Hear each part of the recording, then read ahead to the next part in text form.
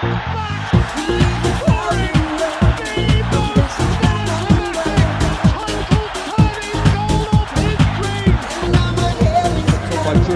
by Agro. Andy Jury again. Oh, what a goal! Goal of a lifetime for Jury at Wembley. He could play for any team, in any league, in any land in the world, and he would never strike a ball more purely than he has there. Andy Jury with only his 4th goal of this season. His last one in the trophy was in round 2 against Vauxhall Motors. Nothing he has done on a football field will have compared to that. Rutherford. Aimed it at the Kennelly! It's 1-1!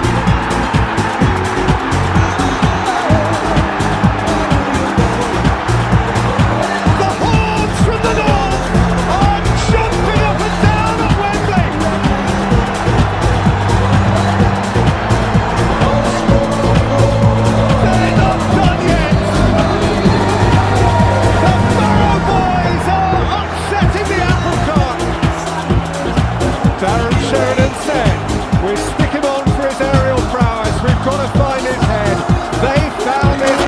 Well, a man so say na we dey agudi on some deba and Thursday afternoon dia tiara say ye no asese ori ofidie no eri ato afidie concrete so nsam pii na free enkofo nkro so ba endra UEFA Champions League na matches ni bi etimi eba so adia after matches etimba so results eba no teams no enso boabo mu de weekend dimu big games no ewo ho no omo boabo mu enso eri akobo sa games na no enso be hwemi pen Europa and in the conference no matches wo and so betia ba so be hwe nsam so atia ka na bi atia ko we ni nsam no enso trend no erewie no obetini nyina ewo afidie kunkun so yewie be fianda Kumasi Asante Kotoko anya testible first defeat e Ghana Premier League no e ma standing league game on boy and so Eritia Basake only starts for Intiane club de Kumasi Asante Kotoko anya testible first defeat no Intiane share seven so etimia kan ma bibia and so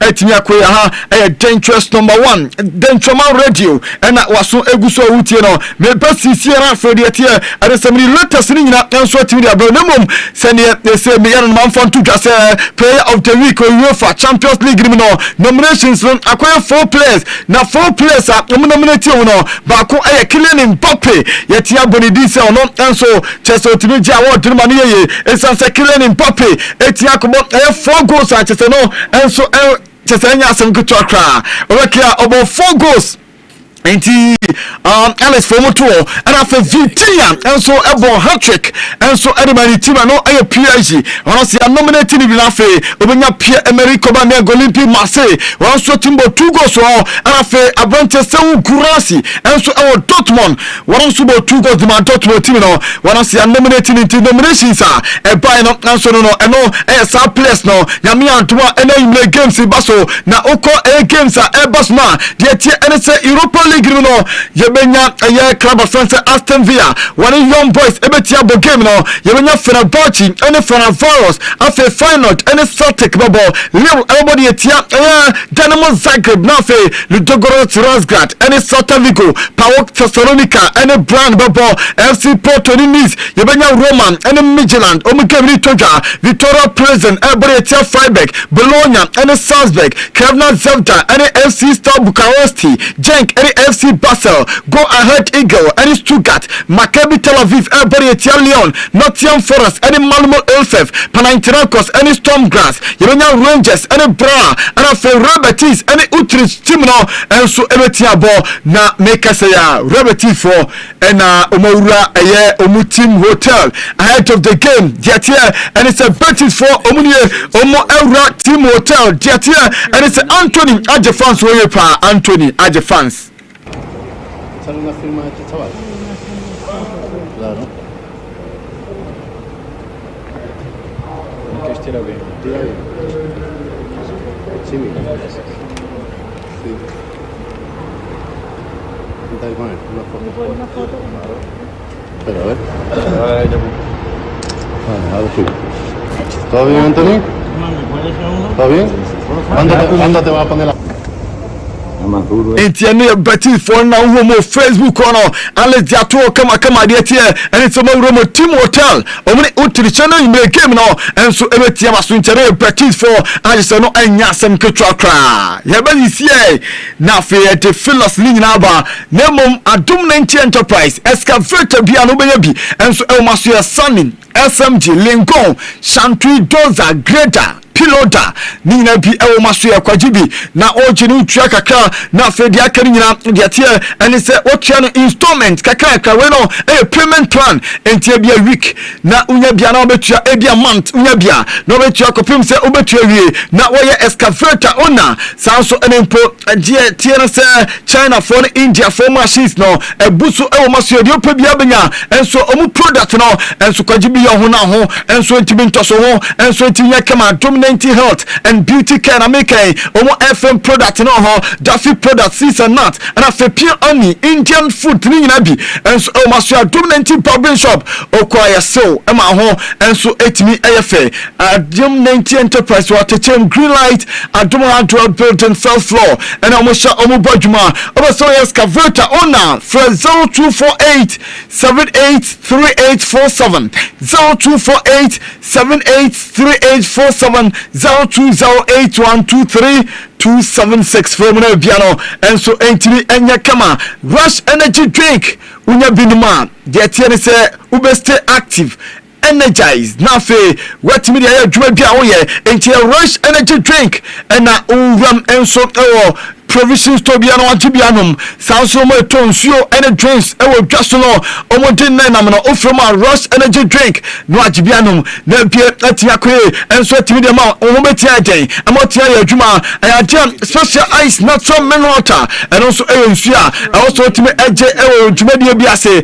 e special ice natural mineral water and de kwase nsuo also no no e special ice natural mineral water and e nsupa na intro no petrol BOT yani Lydia Butcher Drugstore ne ben Samson of Prince Bam enso ben no BOT 02 and that's 0545 805261 0545 5805261 na fe woni omo enso atia tinkobo na bibia atia ko sister Amadilove wase ba ne curtains dia menko bia bra retu ewo na so ho ne wono ese ye showroom enoma mebre ena ojaba na so ho ewo fepa enoma p bed sheet or bed lamp traveling bags wall frames chair bags towels blanket shower curtains sanso ena sofa covers ubenya plastic and metal wardrobes enso ho green grass color biabenya ceiling brush or pillow covers and afetai hooks and shoe racks nina bi our Canal Road one of the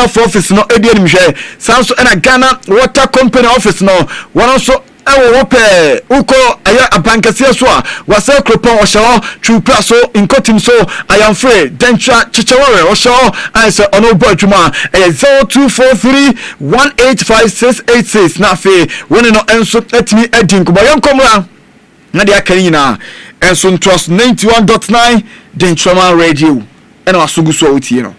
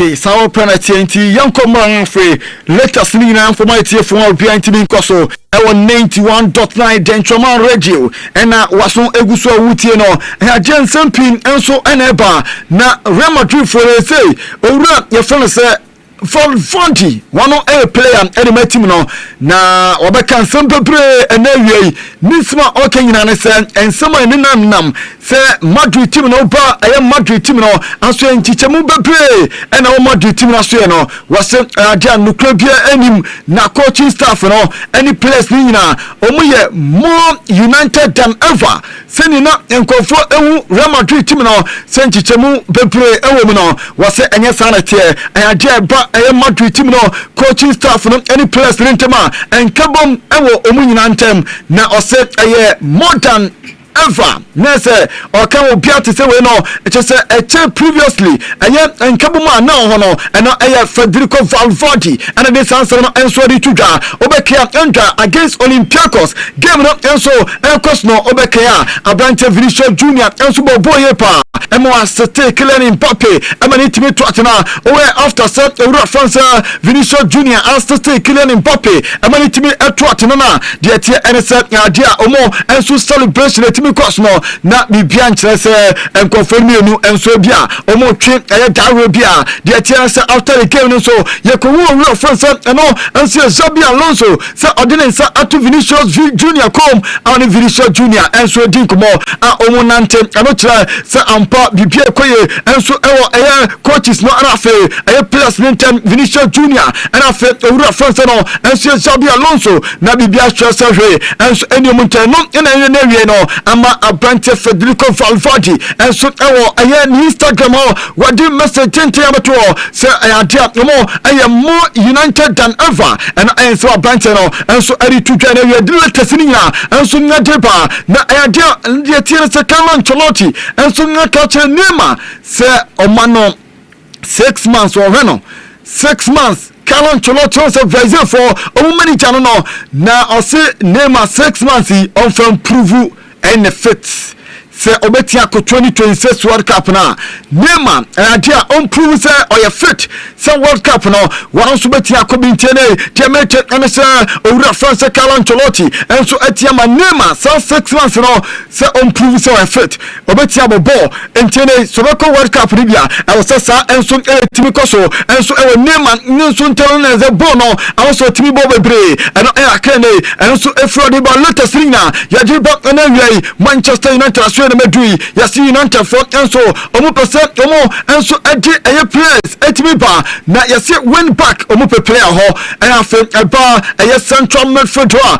omo nya player omo etimi dina ba na de ba na wi ene se dia dogu dia omo se da nyini misa ene ye dogu no omo nyini nti so be win back for enso nya etimi dina ba sa so da come midfielder also omo timi di defense midfielder enso nya dina ba eba na se Abrante Casemiro enso dia ne body bono ebia former se bia kopra de tie no se Samuel Feda no enso timbe show Casemiro no kran dia no enso betia cha na onu se dia Abrante France no enso dogu ne Abrante Casemiro wa benya yellow card bia no against Crystal Palace unya yellow card no cha se next United for game o metia bono nya dia wo onso metia bo game no enti our United team no enti one cut away na fe na jom mix aye games no enso di United anim no eno free Casemiro mo omonso aswere ba ena ewo current training grounds wo United team ni na manager ni ya fa ne Robin Amorim fans be play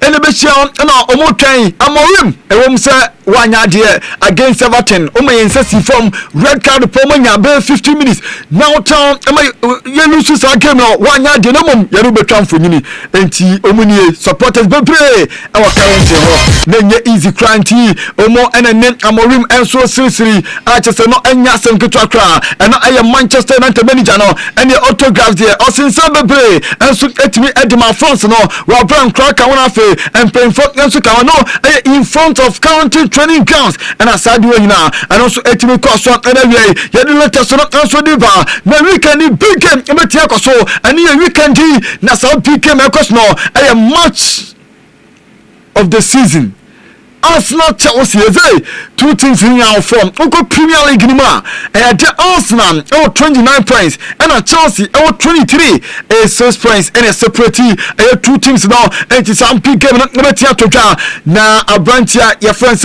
Noni Madueke a former player at Chelsea na our return Akobori etia any former club Chelsea na Noni Madueke on first in Chelsea no was on to me try say obetia kosi akan enso etia Chelsea na okan obiate say adia oko as opponent player we no wonye Chelsea player biom enti oko as Arsenal player enti adia ono okodi Agro adia game no okobo no and the focus ni na enso wo se eya easy say player obepla enso trafie na fe onso ntimi nya kwan enti akan wo se otanten 8 weeks no na ehagile pa I say after 8 weeks the tia anything na dey or come obiate say was some mixing a club of France Chelsea money from 8 weeks no and ono enso free ho one Chelsea for a club world cup no money from say ono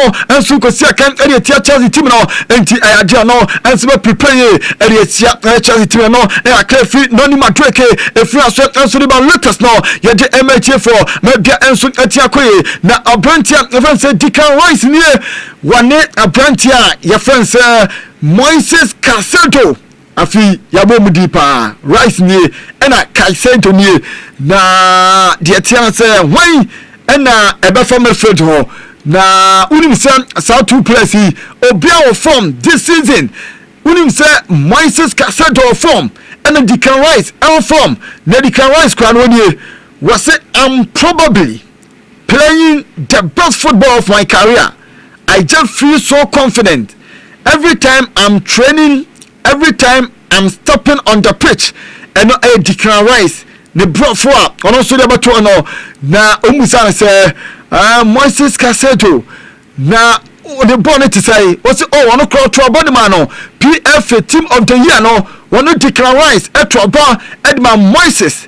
No come be say it's gonna be an exciting battle between me and Caicedo. I'll be ready. Was about ready Sunday against Chelsea. About ready. Was a lot of respect. Edmund Moises. Nemom was a comparison. No, yeah. And also a comparison, compare Mukra. Now, or come will be at so bia, and so about ball different, name different positions, and almost a team ball, or me a midfielder there, name different positions, and will be at a team ball, name a game now, or me a somebody as such as if I know, and so and smart, and not every Declan Rice now, if we are sweat at the Benavina, no, you don't want some answer deba. Now, a gym man of the match and draw, and Barmunchi game the money was a Barmunchi pa, and Washumi, one no. And now, also the man of the match, and the money happy. Say against Bayern Munich. Beck, you just love a big Champions League night in N5, didn't you? Yeah, Bayern Munich at home, another big win, and another one of these. So I'm very happy. Aha, was it a team Kitobio, a Bayern and a Omusomono, Omo Papa, Pafi, Obian to be so much Arsenal, Etia Somo, not what Jim man of the matter. We are very, very happy. And I am Sunday, a Branton and some area Kotuja, Yadima Unisa Piaji for almost Eti Asha 51 goals, Euro 2025 Champion League calendar year, almost 51 goals, Omnia Piaji. Now the Etienne I am 13 more than any other team over the same calendar year. 51 goals, Champions League, and go for at 20 and so our Champions League in Tiano, and so a period Frontina, about to our Champions League, and now almost and go for, and so a Bomabaso, now only say and a Uko Piaji, Omutina, Mekachos, Omukoch, a bo a Benta Marco Sabaso, while Brono, and so bo any game number 500. Omi and no pin at the mano, no say Piaji Timono, or come Biati say, Umutim in the wet, any team style of play biano ometia face no team bia style of play odebere biano ometia face say team no Enrique. After the Bayern Munich game you wanted a response from your team and you got one and you had to show a lot of character and resilience out there tonight, didn't you? Well, I think so because it was a tough match, difficult. Tottenham, they played great with personality and especially in the first half. They cover everything and they defend very good. But we are a team that have a guarantee of playing that kind of match, and I think it's going to be nice for us because we have 12 points and we are at least into the first 23rd team. Enti no eye coach ni so no enso etime twudwa ye de nyina enso ematie for amabia enso etia koso Vitinha oborabaso Vitinha. Okay, I hope so.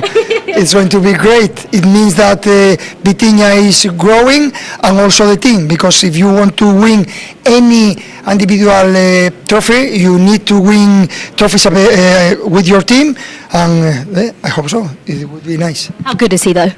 Yeah, he's so special, he's different, and I'm very happy for him because Vitinha and our coach Luis Enrique Bonabaso Sana Obon Marquinhos and so Abaso na Marquinhos PG for Neze de Noma Eco Museum ho na obia budget so familiar PG Museum ho Marquinhos no and almost celebrating no Captain Marquinhos na enye easy cra ni boot or share ni jersey or share number 500 no omoti dia mano Kofo bre Bonabaso odi adobiase Marquinhos aye no mo bre ati se adobiase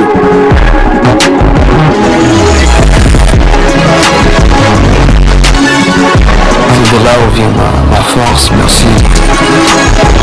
Di Marquinhos no na ati se museum no PG de normal bre enso tia ko wa ye normal bre ena de amatimi no enso akere totwa latest no ye de amatie for na from me come Chelsea Kofo mi enu ni omu training grounds omu ni na Palma any Estevao ne be yere papa Kofo be bro eno Cole Palma any Estevao na Chelsea for ni omu se omu for the next 5 to 10 years omu be some be this strong team na omu mpese just Estevao FC or Kopama FC. No more target, and it's a squad 6 or 7. 6 or 7 in Omenya Estavaos and Palmas. And so they were team nimu and Jumba team number Dane Sebi Estavao, Amoba, Omo Ensu Entini. Ebia Kopama enso amoba omba bebre eni ageno dabi ombeso moyesa nemom ombese ombuild teama omenya more Estavaos and Kopamas enso team nimu ntiano enso Chelsea omonsema omonso ari twtwa na we latest nina ya de elba ma bia no enso etia cost 91.9 then Choman radio na asuguso utie no ensampi eda so ba enso soro so no enso enya sem ketwakra meko boss enso family place pra meba ho nemom adia reference Fabian Haxela when you coach Edema Brighton and Hove Albion na also your player na Oma Bontain tete e confuse you rumors e confuse you a wan hwa bono e be diama pa o ka de akosi Carlos Baleba ye de Manchester United elenke na say bono ontimi mo Carlos Baleba aye diama no try to develop. No matter if it's playing or not, every player we try to get back to his full potential, and that's what we try to do step by step without like putting these kind of players under pressure or under pressure where they can't influence. So don't put Carlos Baleba under pressure and say you must play well, because of course he wants to play well. It's about like the small steps. It's about how he asks for the ball, the position he has when he receives the ball, how often he's switched on and trying to react well when we lose the ball. So these are all kind of things he can influence, and that we try to work with him. But it's not only him, it's in general a thing that we try to, and it's also the Brighton way that we also try to develop the young players. And sometimes you need to be patient, sometimes you need to be more demanding, more ruthless as the player. Entiano Fabian Haxela Brighton of Albion omu coach no na egusu akase na se coach American asemi wono oye youngest coach pa e Premier League ma ono enso etimi abo matches bebre na onie Fabian Haxela reach 50 Premier League matches as a manager of Brighton na Haslam abe the youngest permanent head coach Premier League history at the age of 31. Wonya sa adeniti woni Brighton for enso etia upon abaso ono kra Brighton for Mofla opeja enso edekoswa jese ono enso Brighton for no ebo abaso eni latest ni na enso etudwan na wie ma bia enso etia kama edi amanche no akra eno so frode ba 91.9 eno aso eguso wutie no ensampi enso eda so ba nemo Liverpool for Jamie Carragher wase ojidi say Alisson Becker, Mohamed Salah, and a very Van Dijk. And Kofono, Utimi say, Omuya Liverpool ho. Na or say Alisson say Opera. Wetimi Etran Chenche Kakrapa. Na very Van Dijk is here on the same player. And they say Emilio Chem, they no body Liverpool no. And I call Mo Salah, they say Mo Salah, and so Olusu ni legs. Ni nino, double ball no, Olusu no. The anchor no the ball and so edema team yes and say and also etimi koso we and saba coach no so was coach no different nature name we say there enoma and so agensam and ensma o reference Jamie Carragher and so nyari tuda oko Brazil akaki to na Flamingo for Omaje league no e dey assume na so aka 2 matches Flamingo Agile league no e dey assume na so then don come 1-1 draw na almost supporters meeting no kwan team bas ne ba no supporters momo kwan ebi kura vu bas no soro eyo pin top e kwan da soro ebi tc bas nim e ko film from players no coaches no any ade na nya sem go to akra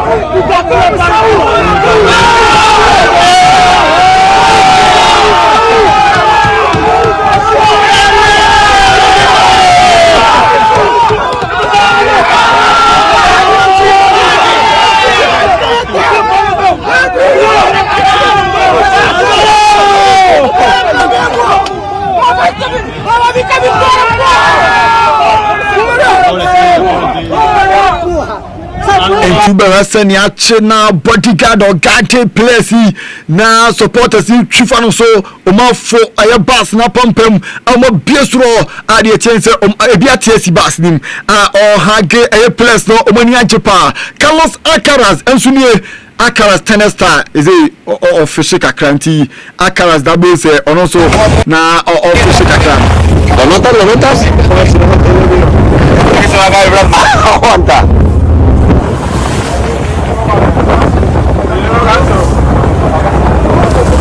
Alcaraz the ones you so no and so to dano we no dani bia we neza oyinam e wonsuom official ene ye Carlos Alcaraz and also the first so e de ban no na Bilbao for after say omubo game di tia server prawie no o return o training ti Bilbao for ni o amba training kama bia kwaso and so e de ma Bilbao team no na ultimate the players no and na omunam e machi amuko training mami front to say dia o ba for Saturday omuni Levante ebomu yo ne Real Madrid ebetia ball Nico Serrano aba training Nemom Abrantia Unai Simon goalkeeper ne Sunset there omu training indoors eno enso ejefio enso ejebano Bilbao for so no na churi gunto omu TV station enso Spain ho omu dia Gulami Yama so omu se Lami Yama also brand ho ase one na advice Lami Yama no asembe maka wo ha se Lami Yama akwai Masoman control na ojinsamo ball kran ho mon kwachiri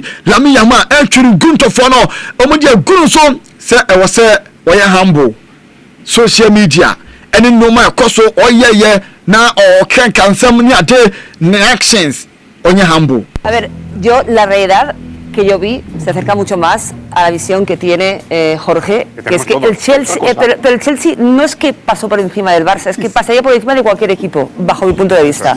O sea, el Chelsea juega a un ritmo distinto, o sea, la presión, la capacidad que tiene cada jugador y además la seguridad de que cada uno sabe lo que tiene que hacer, no lo tiene el Barça, bajo mi punto de vista. El Barça juega más los partidos cómodos. Si no hay la mía ma en painful pa sinkuya enso e wono na flick ni Hans Flick when you manager Edema Barcelona say we decided say any or catch any place ni na say players amu koye protest e referee nim no akwaje on necessary cards no was it free na koyi players ni nyina nyai Hansi Flick was it yellow card Abrantia your friend say Arroyo waje ne first no e hye before esanse na ni kwaso ko protest emi ansa yellow card na second one there na ayade oye okay with that na ayade first one no na oye upset here pa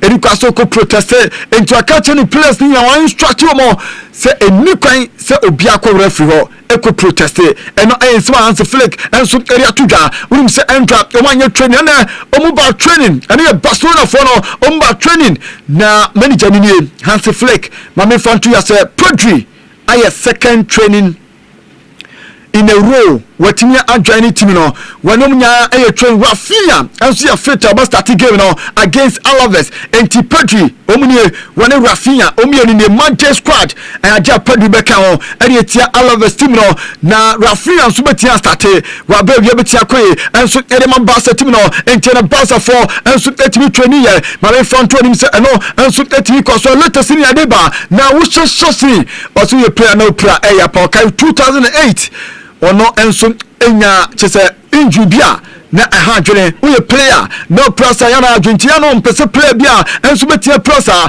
ena ejefro enso ari tuta latest ni na ye de MTA for bia no enso etia ko so make enso our club your friends no el Barca ona mame fonti as familiar press epra Barca player we pra Family Lopez etia kopra na epra opra no de make a minor injury ena wanya no when ye injury serious ne right leg serious injury no wanya no na de make say enye serious serious injury ena wotinya ne right leg or 2 weeks ultimately against Alaves, against Atletico Madrid, and against Club by France. And so I actually from for Champions League. Now they are not and so better about game be and they are Barcelona team the Family Lopez and so injury no and so etia koya no. Now only say Barca for and confirm so every day for a presidency no.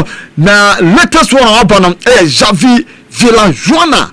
When ye papa ni Fanatos mame Barca omo former director under Bartomeu na unim se osaye ex head of grassroots ewa La Masia ho officially one announce the candidacy sempo no enso ebe pre ni ato ne soba no be president ejama Barca team no entoro no enso tia lanche eye ni bibia na onisem kakra enso ri atudwa wasinuma pi na owura France eno enso chese politisi Bartomeu wanye ni ye na se la porta wa ekoso wanye ni ye project bebre wanye ni ye chese enuma pi wa disrespecting painful bebre wa igino painful bebre Barca legends bi when treat mu ye any ade wodi na ye campaign papa ni eno eye Villajuana Xavi navega sense rumb. La improvisació ha substituït el pla de ruta, l'estratègia, la serietat. És a dir, no veig cap dels valors que ens han fet grans com a club en la direcció del nostre Barça. I crec que això és una realitat.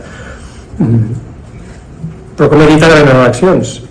I quan el soci se'l revera durant 4 anys, quan venen eleccions, és l'únic moment pel que estic veient. Enti eno owura France Xavi Villajuana also vie for Barca omo president no ena launching the campaign why in bibia no eno kakra fi odi todwa latest ni nyina edema maybe so tell say Arsenal mamenchia 09 ena afa teacher kojo enso eno no ena afa figo mo Arsenal na the Gunners brother Forest you say intense Arsenal the top Premier League Arsenal the top our Champions League enko foi o maye semiense afi Liverpool for na ashomo enwo ye pa Liverpool team ya ayen kodon imom na ase club friends Arsenal you say eno make 29 points our Premier League nim o about 12 matches and more 29 points na oko Arsenal 5 matches our Champions League almost 15 points added asro obi antimi show mo na Arsenal enoma koye edima Arsenal team no achese no anya asem kotwa kwanda ebreche eze wenie oya former Crystal Palace player and a Michael Olise and so a former Crystal Palace player Olise ebo edima Crystal Palace Palmunchin and a eze ewo Arsenal and owie Rastafari menu omo chiachi mo ho hage swap Jesse na yehu wache ai is Arsenal no makoye anso ba minike no makoye odi emo mpe Champions League for na kakaka yebeti akohia ho ote na omo di omo nkomo na eze esre na ultimu se Abrante Olise enso esra mpa omu se eno meti akoye enso edi ma obuti no makoye edi mo omani agem performance no enso edi mo various clubs somebody na eno makoye edi mo no enso ya ni gisema latest na enso etuja show no so ma bia enso etia kema no enso akefro de ba na Arsenal hona crack to be pie oni or 13 years na ye Falcon Luis Munoz oni bo pa ni trigu na chi prukusu akra ne bo awobo no na enya bo aketu na de etia say say oye eligible so timi body ma Spain na minor ti Spain for so started achise omugrom ehwehwe akra ne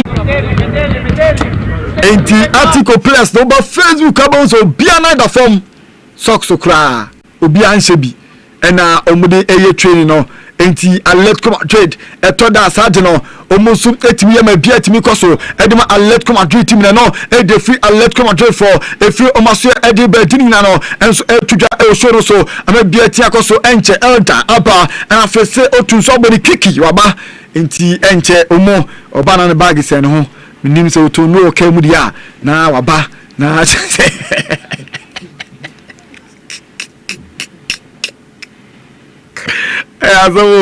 edi waba enche mekoro mo na afi de tiene se omuso edi manu disem edi atudwa ama bia no enso etinya akoso 91.9 den choma radio eno aso egusu awutie no dominance enwo ena hwei obi amfana ni nkire na onkohwe eye tumantu ene techman 11 wonders omu game no enso ekoso wait and get enterprise washing machine fufu pounding machine TV set blender refrigerator air condition kettle microwave iron ceiling fan wall clock rice cooker hair dryer kitchen and home appliances dano e won ye je no obeti akotu okoton so quality ebo no enso eda fomie pa na jakesiem omo run about no so pay 0240995591 0240995591 ufroma omuni bedin komo na no ma openo wonso watimi akwagina bia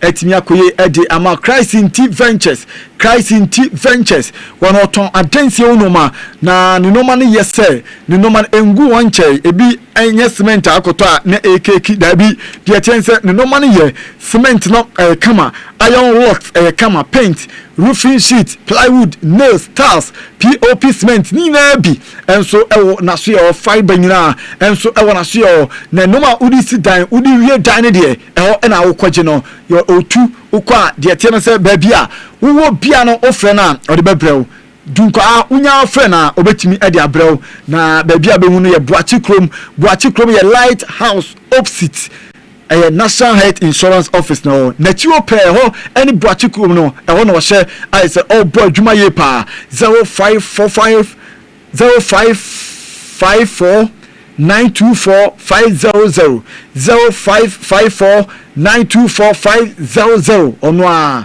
esa designing land enso osusu bi enti ufre na asase kro bo bi ama nso tia atoma bi atia koye enso atimi adi ama Mijera Bell Shop wono otomi bi duro bebre e wona so bi duro bia bi e wona so ointment any creams ni nyina bi e wona so ye ho oton kra ne paying for pampers energy drinks e ho momo transfer so ye e ya so ye atechem Pentacle Johnson ye ne kotoko pub no e na edi enimhwe 0240 291321 0240291321 ofreya ebeje so na bidro bia opebia no so atia beje bright home se beje high density mattress, orthopedic mattress, king size, queen size, small mattress, double mattress, student mattress ni nyina bi e Canal Road, Broadway, Red House or ebi o nti beje bi na bibia nso entimi nkoe e ma oda osunda e pa 0244268789 0244268789 0530718401 ye hose oba de tie ne se obetia betubi enso atimi akọ Semens Vital Herbal Mixture ene ne capsules no onya bi moya pebibubo a oni sisiare beton kwanta apai e ma ene ma nyina de tie ne se sciatica obede ho enso de afiri mu sanso ene mpo de tie ene se oya bema no ebetia gire no so ye no watia abom pem match abo awini ase ulusu kwa obe Arsenal lusu be yoden pa enti ade a wo se onya eye vital Semens Vital Herbal Mr. Nene capsules ni bi no bo bounce onoma enya ade tie na se obi a beto ya onye Liverpool for onye Man U for obi antemo ya why so obi anhumu ya na hyehyɛ won se ato na bi atia koyi enso e de monti kodrosto obi mu na kagimni ni do mu na 0244718557 0244718557 awo ya for me kwaba se bibia wako de yami ase pa de yami ase wa bo kiki at we a doctor's prescription ana wow life doctor's prescription wow life ala doctor bay doctor no beti aboni di a kire me o prescribe sa ahwani wa we ma doctor say you call doctor mi so mudi yo sa wani doctor o treat wani na wani no ofra na o ko bi say no mu say wani din dabi mem cha doctor anan na do on dey ko bi say ndi ye de wo fa no medical suit okay government hospital wo fa doctor anan doctor good afternoon but nya doctor anan onya eye doctor on your optometry the hospital ban a prescribable we ma unum say aslawsu ma yinu ko ono ma be aslawsu akufu unum say ne kunu eye eye specialist ti ona prescribe ona se ko agni wa ya de ono ado no ma ana unjindi so na se ne ko akra o twan trot papa no so say papa no na prescribe mo so when you want to go na so me we bin di o kan azu me gidi da ya mo tini mfu sa mfu bebere ana da wata ta be sana da ya ye panyini oh ai say adunu de nya adunu na mani pa panyini sa ai jola kara ka kire miki say ni tiso dodo de bi abeg ba na ni tiso dodo de bi abeg da ko he say jo asamro ka me resa on pesa because you will be a club or the one best 3 years 4 years na or the journal it dey no dress on way penyin no e bi o ha e wo mu fie oh okay I say a sign of wisdom but also what you be or the patapa or the patience so be kono pim patapa pa patana ombane so sankrofo be the patience sankrofo no muni akora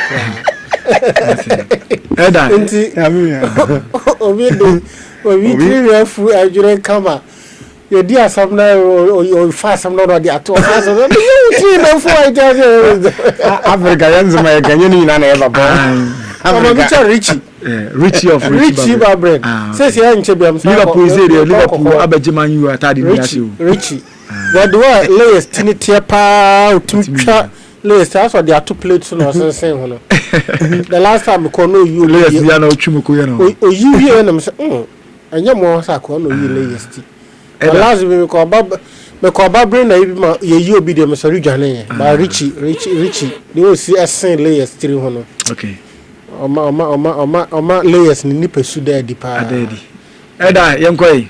Governor Medase, Chiati for another senior military, but if one was a baby in here, come a flash, FOM a chiano, and I could own a year. A chiamo. Ike, no, yare. The bassa shady essentially. The platform was there on to me now. No. Continue so Jacasium, a jasam, Michiam.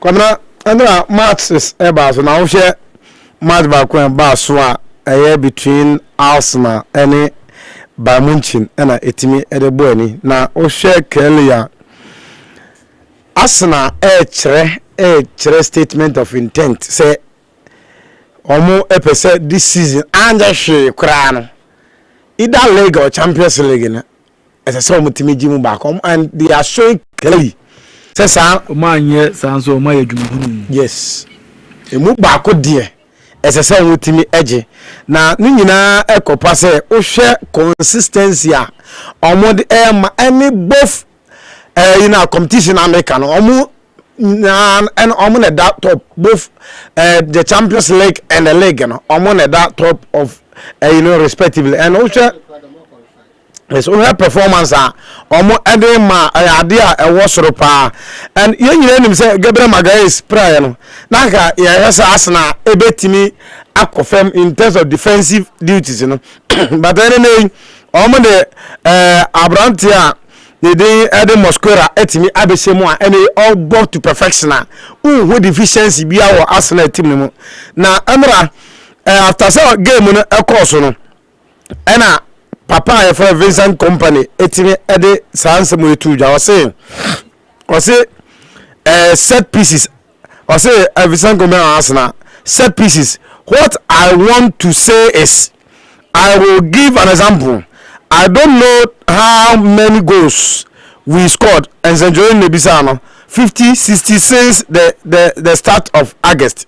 And I'll say, as difficult as it is to prepare to defend against us, it's now. Sorry, I'll say it's how difficult it is to prepare defense set pieces against them.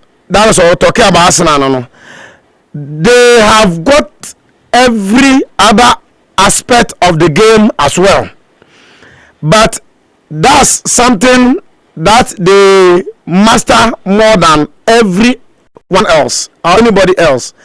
Eti asema okasa afon Arsenal where goes are omo Bamunjifo no oma share 50 to 60 goals are all in August. But in terms of coming against Arsenal, no say dia omo enemy ye chain team biano ye set pieces, aye corner kicks, throw in, penalty and the likes no munum ye. So it is difficult to play against them. And I can say, but you don't go into this game thinking, okay, you know what, this is their game, and let's just try and defend what they have got to bring. You want to bring what you can bring. I think we were able to do that in the first half, which is why I like this. Okay, it balances each other out, and I can't teach out when you're saying, but we weren't able to balance it out anymore in the second half. Too much resistance, rather than trying to, I hate them. The papa your friend oza abrofo no omo eduru ba bia say le omo kan mu English no o kan ria on ti ase, but the Vincent company kire nyina na say wo bebo against Arsenal set pieces no their master class and team bia no etimi yesa ekere omo eti ono de ono won say the ono wa o semo goals no ona o de back enu oh hano Arsenal set pieces no eti obensu de ono no weapon on a o semo goals no e de balance Arsenal set pieces almost so e de no. And in the first half no according to Vincent Company they were able to do it to balance Arsenal the almost so they bano Emma etimi ekoye the mamu but in the second half the resistance of Arsenal no and Oma entimi enyina no entimi am balance in the second half so Arsenal capitalized on Oma ho ade a Oma dey by set pieces no etimi eye adwuma no to perfection a etimi ma Vincent Company side no entimi anyi so omo so weapon na omo say omo attack more with their strikers ne omo force no entimi am balance in the second half Arsenal outpower them, outwitted them, and normal 18 koye the mount. So in this case, you know, he says that he hits them, and I think that the idea Arsenal, as I say, about my was because last 10 games are Arsenal bought in the Champions League, you know, the idea almost entry elusuye. Now they are having incredible record in terms of Champions League. How many PSV Eindhoven, boy 4-0, and Arsenal say against Seville. Arsenal say 2 against Lens. Arsenal say 6-0. And PSG Arsenal say 2. And Saka Nufie Arsenal say 1-0. Monaco Arsenal say 3-0. And Dynamo Zagreb Arsenal say 3-0. Olympiacos 2-0. And Atletico Madrid almost 4-0 and Bayern Munich almost 3-1. In the last 10 games in the Champions League, Arsenal set 30 goals. I conceded only 1. And it tells you, say, Arsenal has come to stay. And this season, they want to prove their mettle. They want to prove something. Say, coming into this season, now almost as you know, they now so much believe in themselves. Any normal, a warm at disposal, make me idea. Unless Edia and go for and Arsenal yet that to perfection now. And set pieces now. Vision Company no can was them. Adia Arsenal is strong saying. So mo babo corner kicks are. The only answer on one player. Ako Gina goalkeeper opponent goalkeeper no any.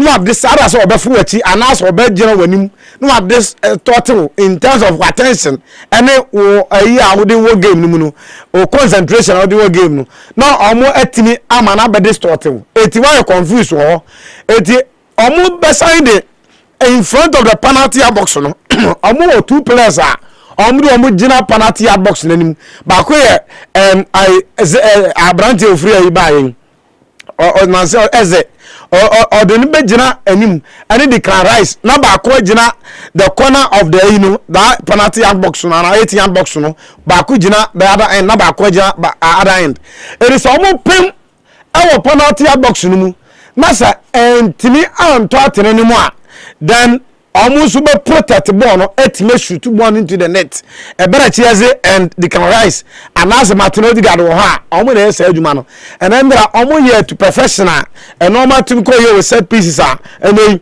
omo etime dey out with ba mu je no hwe clearly ba mu je ye come Manuel a super who a goalkeeper now a sweeper you are born to make such mistakes and that's all a ball akwa oba pie ebe 2 pound bia and a team go sweepers goalkeepers or sweepers you can see says how then there will be a baby but you know how why yes over the years at the abua on the team but one or the other no we a sweeper you are born to make mistakes I think say I don't remember who you are and there are team winning by 3 goals. They are still in contention for this trophy, sir. Compete and your bomb Mikel Arteta abaso with self performance or down the match back on abaso here. Liverpool and a Conte o share a normal coso our Liverpool setup ma a hard and a slot the center cannot hold any longer for him.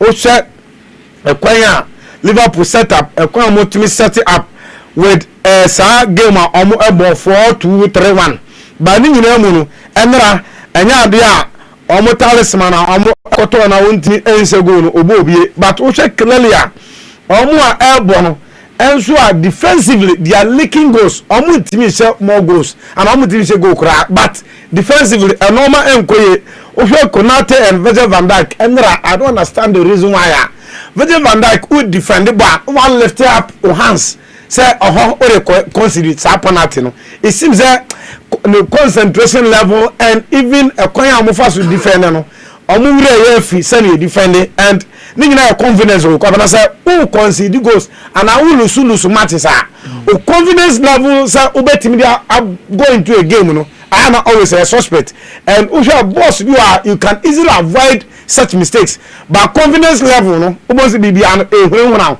na normal entimi enkoye ne ma and uhenra Katy Jones clearly said well after game Katy Jones won't because send your Liverpool for no assess almost be too many in the game almost be pressing they are not doing it and I side with him clearly say in terms of pressing in terms of almost tackles and Liverpool that to perfection and then other opponent and also you see that weakness and they punish you the partnership between Konate and Van Dijk it seems that the Konate Madrid move na di Dimitri ma sisi an unhu ne yesese oye in the game and Andra wo hwe clearly sabo ni PSV anoven bo na utimi so one na wo ba bete in the second half no watimi atra concede 3 goals in addition I think that Liverpool set up no at the end and unless crunch meeting be koso ema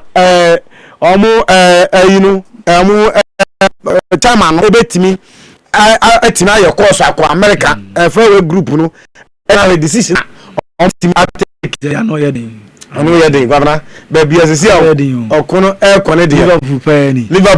Liverpool ni PSV and Noven Anfield wow Anfield I think that an assault the owo na yimu nyina na wetima esa say omu etimi omutumi na omumbeja na pan tema na so ye coach one season pe na abaye adwuma se bi mu kire se bi janyin club na oba na obeto ye no na otimi didi ho na odeje na o last season na see also for place bebre ni asemu a big place they have ne ka crave on the can rise the can rise ne enkomo odi ye no I side with him o hwe in terms of positional wise one must consider more position ba omu players ne de ya na omu sa no mu ba ya ne outside ne de ya de be compare say omu the first omu ina bo central midfielder no so bia ne no role omu bo as the rise no at times otumi bo all the 3 positions ewo hono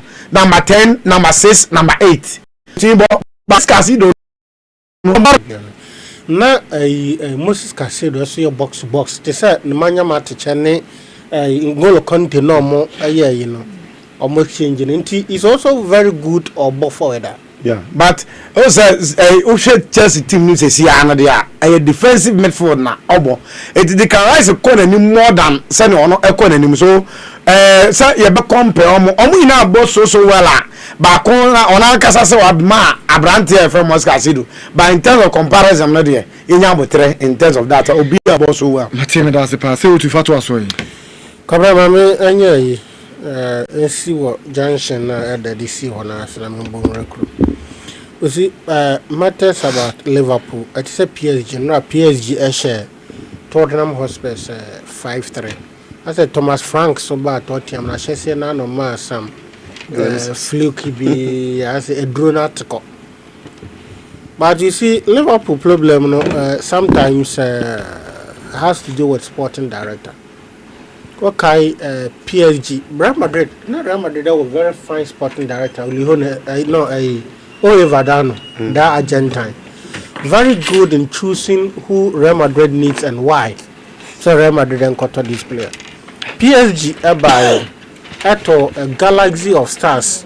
Thiago Motta, Zlatan Ibrahimovic, Ezekiel Lavezzi, Ezekiel Garay, all the top stars are PSG toy, but PSG motive or business was not realized. All because a Tobia na yeto. At least we saw share a problem anything. And anytime you are this time football atra buying for position alone. So we are born number 3. Nti yan konkofa emra and now we are born number 2. And now we are born number 6 and conquer. Football has transcended and moved over that a tangent. This time, your top players according to your profile. Yes, your profile, what you bring on board when Echo why not direct replacement of why no? This classical example at to Liverpool at to Madrid. At the time under Madrid, this right back captain will play Carvajal and Marcelo not all Madrid attack was initiated by either Carvajal or Marcelo. Marcelo Econo, Real Madrid for a line, fellow Mendy. They are no matter, but different profile. And then Madrid for a Davis, Alfonso Davis or Bayern Munich injury to Montemillion. So they are all left back, but they have different profiles. Except Barca, Tama Daniel Vesbeko, or Mutoya to Nuni at right back. Barca couldn't find a fix for Daniel Alves' departure. Likewise, Chelsea. Champions League, Thomas Tuchel, LBG Champions League for Chelsea. Nani Ben Chilwell and Reece James. How initiate attack from the right backs. Same applies to Liverpool. Mrano Mowo, Trent Alexander-Arnold, and Robertson. And so every team buy players according to the profile, not position. You can get 2 players from me now about 2 right back. You can get players from me now about 6. But the definition of their roles on the field and the profile they bring on board is what matters most. And the sporting director about PSG, all the bigger stars, Messi, Neymar, Mbappe, na Thiago Motta, na Marcos, like all the galaxy of stars are PSG in a then almost started to young, talented players at the back team with a very good coach in Luis Enrique. Look at the team are building for PSG. Akoji Champions League, Ako Club World Cup Finals. This year, Omasans are replicating what they gave us in Champions League last season because of sporting director or top players are who the teams need to build a team bond and to fight for success, not a galaxy of stars alone. Oko Liverpool. So because Odidinia, I can't say, young club here, I beg to differ. In the sense that I'm not Klopp Ebekonu. A season before Klopp Ebekonu, we all saw how Liverpool team never here. Now man for crying, you say team no cry Ebekwe. That time no. The Klopp you say problem no more has to do with defensive midfield. And no na even a problem and no more consider goals ni ade. It is now oko Moise Casido any Roman Lavia. Anyway, you know ko improvise cover and do Watara. But amfa it can be by a fixes our problem. But Ryan Gravenberch, but was arguably the best Liverpool player last year. Ryan Gravenberch. What you say? And yet, well, everybody might have an opinion, but personally, I don't think so. No, I can't say club because not club now so a problem and in terms of Jahokoye, you get it. But what the team are Bejele Kobna say or how you are young for how Matthew. Anna, I some of my chair. What's one so? And this is a Liverpool team who Alisson Becker, Trent Alexander. You brought in a similar, either congruent to a similar profile in the name of Jeremy Frimpong. I can't say Melos Kakis, I can't say Andy Robertson a free ho. Somebody may say an improvement of Andy Robertson because Andy Robertson had the experience on him ball whatever, but Nemro Yabim. At defense, you still have Joe Gomez, you still have Virgil van Dijk or Ibrahima Konate still intact there. Gravenberch now boy and Uncle Baby and Alexis McAllister, Soboslai, Gakpo, and Salah. In fact, I'm more boy in now Cobra. Then the Bema wako to bring in a from Vets. Profile Ben in Liverpool. Which profile is he coming to replace? Which profile Ben and slot Obo are on here that kind of profile need be a Liverpool team. You also slot man or a PSV and Hoven. Profile Ben and I Liverpool team are not person of fix or day from Vets by. Then you go and buy 2 top strikers. You best start this season make everybody who listen to me and listen to me very well make say who got a critique £90 million. Emma, I can't swear the Alexander Isak. Obviously, you'll be making your bone wings. So he forbade to manage all these two stars. And we all know the controversy that surrounded Alexander Isak in the buy. Into when you're very good preseason. Or buy so when you're a preseason within a season. They say they've been so the new guys are not able to gel with the old gang because already no more team bonding or a team league there. How do you invest more than £300 million in bringing other players again? A team Premier League. Any team who wins Premier League is a capable team of winning the Champions League. BBNC. So I think Anslot have himself to blame because on one side what caused the depletion of the team. On one Anslot, no caused the depletion of the team because he make an added value to players and not add the perform Anslot young club Abreso and build a very good team out of that depleted team of a giant club, and they on one decision to bring in a caretaker for reverse any Alexander Isak. These are 300 or more million pounds players. You can't convince anybody so the neck and when you force them to play, or no more better than form, you are sending them to the periphery, and so no one cause in a downfall. But for Arsenal, the difference between Arsenal form your mapeke. And then the Arsenal, you know, that said that Arsenal have a very good bench. So be free no be baba. Previous season, omoya the ombebo pa, but say omutim no be pre-injury setting and no be the performer. The replacement is 0. And the Calafiori Amba, I can say that English young boy ebebo. Skelly, like Mark Lewis Skelly. Say a yamba timber amba. Ubenya the other crown those English boys needing. Then White, then got a Grebakio and then Mosquera or more a William Salba, a Sanso a Gabriel Magalhaes. Oba made further. Oba made further. What adding value even with Zubimendi and other players. Here Boa a better chair is the airbo. No more captain at the bench. I'm captain. So Arsenal now have a very good bench. May I dear bet me Arsenal and lose this season league or the possible of winning any major trophy. I think say I will support Crawford or more Haiti and I'm pressing the neck of a Mikel Arteta because this season Arsenal have everything to form a very good team. But what then is was Spain? Now man focus is Messi and Ronaldo duopoly everywhere. The Spanish football will go down. Edum Rebino, we also sananka ayakwe no because not Benzema no ebo. Barcelona build a very strong team. Madrid build a very strong team. Time of Ronaldo free her. At the time of Messi free Barcelona, still Barcelona was very attractive to bigger stars and the players ebo. What has happened again? Because Barcelona hold on the turn a conform. Barcelona hold on the top players a conform into a consistent being tebe not diabo. There are some players under normal circumstances on any given day Barcelona and Cotonou, but this time Barcelona done the party.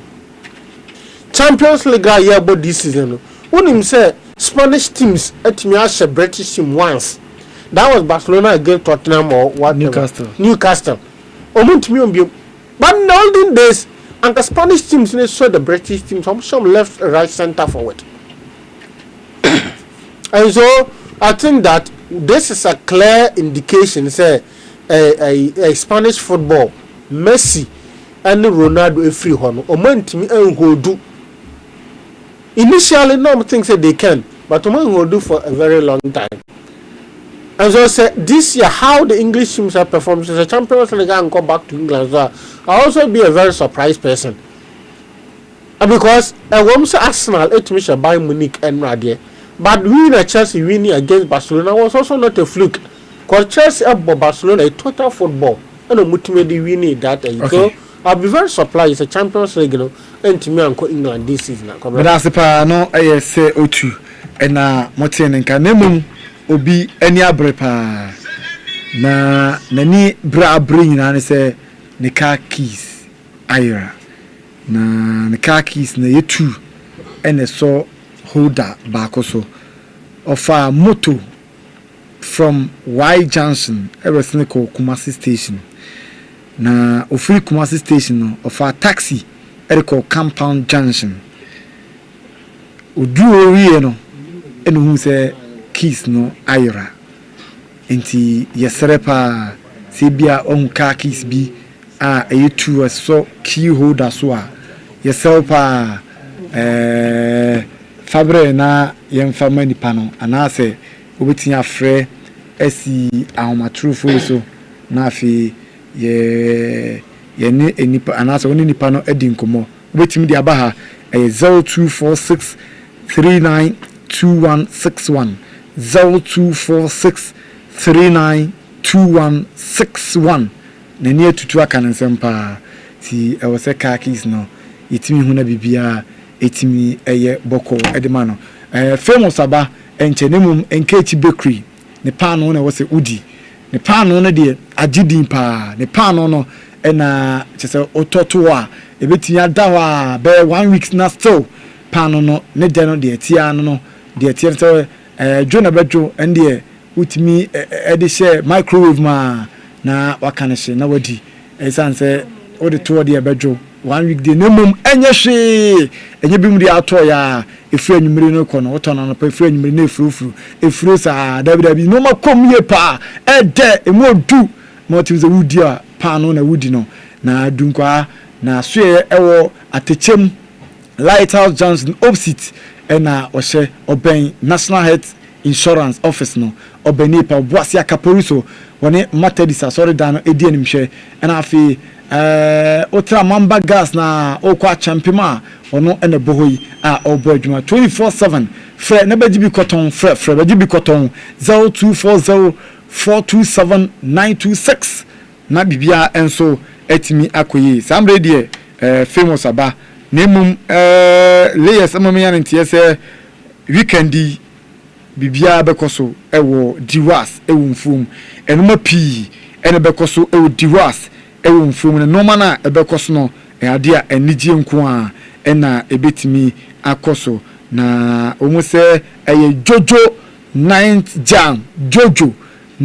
jam na ayi jojo yi what in dida omuse eye be small one be titi hey what for bida oh David means me dey sign jojo 9th jam 29th November na say eye a die friends Saturday ya DJ crossover and afi honorable Bawa ensu ejirem Diwas pub ewo dunkwa from Oxford Road enti bra dress code no just old dress ya impress enti ebeti akoso kama famous 57 go man na yenko azo yene piepia we na so intimenya kama well so we bia kwaba na yen cheche we bia from bra danger man radio 91.9 ya tanaste if so yen saka nyina na ya tanase de parama shase free Ghana Premier League match day 12 what say this weekend di ebeba so na only say how to folk omo ebetena fie na what omo sa area Visions FC na eno Saturday 4 that game no so to ma ba Sunday beto aso Kumasi Asante Kotoko enda omo ko wo ya entima na ne banche omo ntima ye fano media man ebo afresh Wadro All Blacks and so ni Young Apostles Basakoli Stars and Nations FC baby any Go Stars and Ghana Stars Bechem United and Ho United and so ebebo Brekum Chelsea and Samates 96 Heart of Lions and Karela United now for Monday 11 wonders and confirm your wonders baby no and so any Dreams FC Eddie Abueni or the Ghana Premier League Monday 12 win and so any face chesa ekumikuta mede ho nsem na so Eddie Emma yeti for them say how to full game on mebo Eddie tia Brekum Chelsea and so we know the ban say omo a movie from Accra and this is here no more home games no polygon yes omo Visions FC game stadium yes omo see here no University of Ghana Stadium ho ena omo home games no and so ho so no mo amede ho nsensem e de now nim se enda ena chere se 11 member ministerial oversight committee epinifo edi apa omo se omo pinifo beboa na omo atoto niam work up aye kone ho nsensem nyina eno so etumi kama edi amayen enti na se anopai se utie ya mede edia contribute to 11 member no but the one sense nyina so edeba Standogbe Kofi Adams Samuel Okujeto Ablakwafe George Opariado Yusuf Jaja Ampem Nyako Kurt Edwin Simon Kreko Elizabeth Yanka Abedi Pili Wilhelmina Asamoah na afin so akaba ko a enche ombe announce na oronso etimi abeboa ma bibia nso etimi ayekama yefre no so nim se Ghana yen referee ba ko a oguso a wogi di pa Daniel Laji obeka krasendo me be catch say AFCON ebe koso Morocco no mpinifo appointed say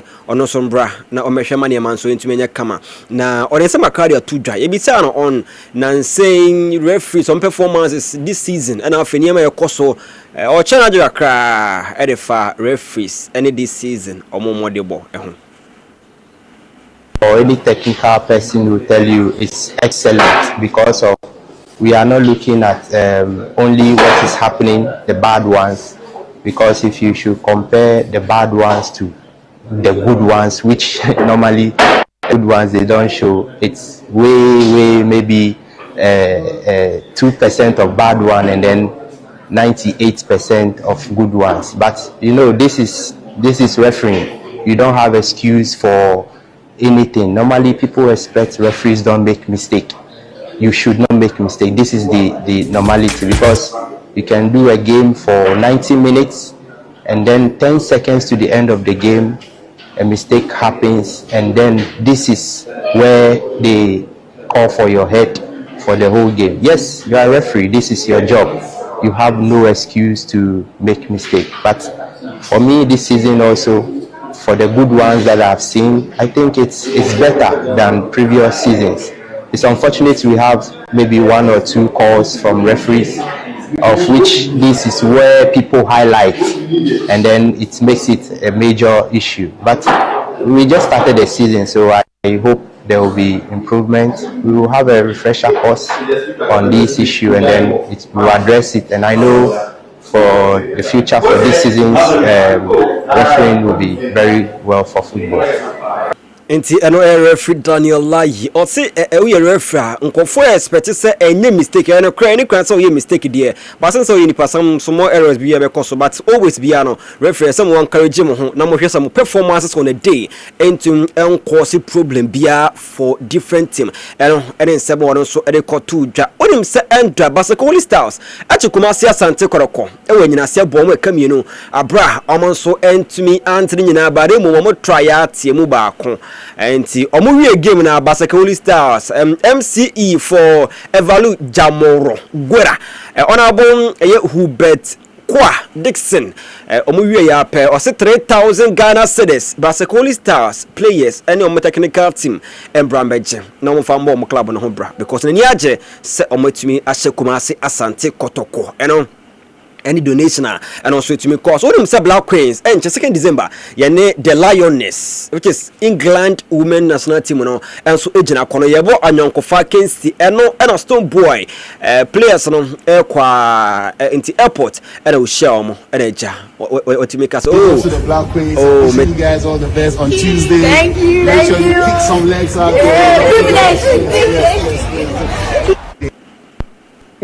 Inti na se producer pentem inti and also no na yemfa no so dem se endwa na sa committee na anopem be catch us omapa ho ntoma no chief justice and say chief of staff from your friend Julius Debra or the same kra e to dwa about sa committee na omo ate no omo se omomwa na Ghana World Cup aye kono yenkoji edin enye se on the field nko an name of the field.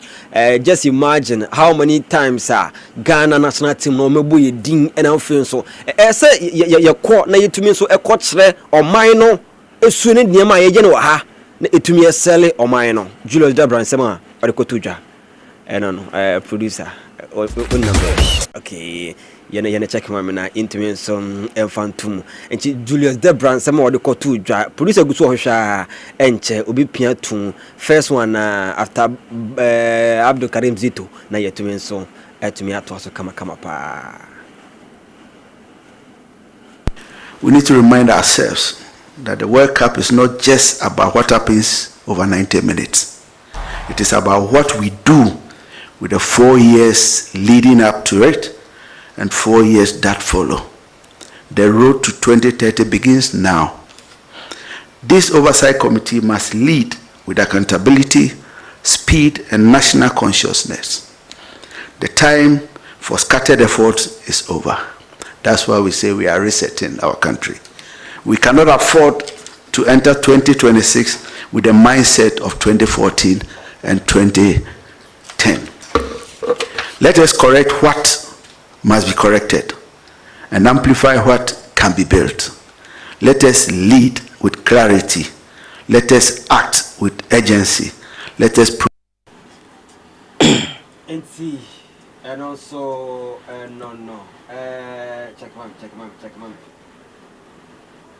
Yes, na Vivian said to me, comment when you fix my second Bob Bonnie na Edibus me tea for my tea in Chairman Radio 91.9. Famous Yao Genius nye check out your bedjo for intimate us. Okay, me da se pa me segment me wura domanasia na yeti de ekoso elder me minti un 7 kakra me segment nya kodomanasia. Okay.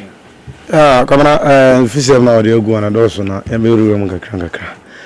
O she committee any amampanyin etime at oversight committee 11 member ministerial oversight committee on say this work up I kono you hear say on and off the pitch as I say it make a good name a bad pitch so the technical aspect of the game and the players themselves, they need to put in a fight. I'm betting me, my performance, no, eting a kosoro, and here back. And off the fraud incidents, sir, and the year as I see a market Ghana in a grand style, a bet me the investors and normal income, ultimately, Abel a man after say, you be free a cap on Abana. They need to manage things well. On and off the pitch. Eti Obakaya, Honorable Kofi Adams, eti committee baako, and President Mahama, and so ede committee we etinyaba, edi committee galo and ekoso. Now we clearly 11 member committee and Omatia. With the profile of Adesa, track clearly say, the likes of Sam Dogo, Kofi Adams. Samuel Kujeto Abrakwa Oparado no Omeka kan well endowed people and ye dey omo etimi etuatua committee mu and you expecting say ni ombetimi aye adwuma no ma under the tutelage of this ruling government and ye nya the symbolic unprecedented ABC da Ghana ye ko Brazil ye ko Tokube any normal sisi ye carry sika ediafa plane ohun sambe de Ghana eti dia atu omo painting they want to guide against sano man say entimi fa bimbone sa mre biem eti on and off the pitch no omo avoid this sano man eti ma mensro pa okay cobra na mene sio makebwa CEO. Hello, Michael Bois. Hello. Hey, CEO Ntebenka. CEO Michael Bois. Hey. Oh, okay. That kasa we know. Dear, yes, dear, Canada, President Mahama, the fair gentleman of the land, wants to guard against such foreseeable circumstances. See, maybe a chairman. It's in young was over this committee, and you have people with reputable I believe that we are more for politicians. You're more a legend. I'm about football, you be paying. And you want every couple, and so any. Yeah, say, a bit to me.